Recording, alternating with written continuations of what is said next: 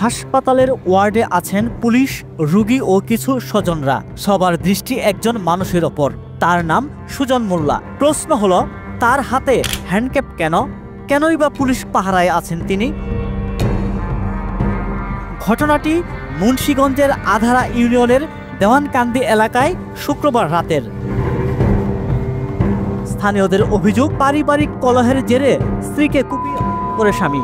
এই ঘটনায় স্বামী সুজন মোল্লাকে রাতে গ্রেপ্তার করে পুলিশ।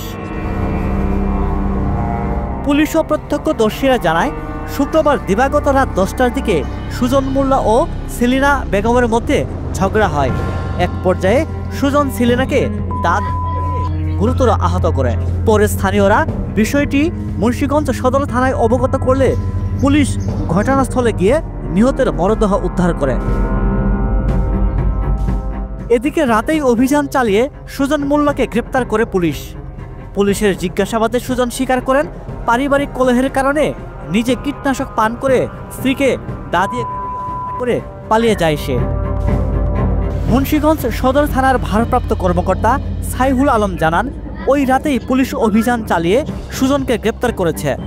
সুজনের বিরুদ্ধে মামলা করেছে নিহতের পরিবার। মুন্সিগঞ্জ থেকে শেখ মোহাম্মদ রতনের পাঠানো তথ্য ও ভিডিও নিয়ে প্রতিবেদন risingbery.com।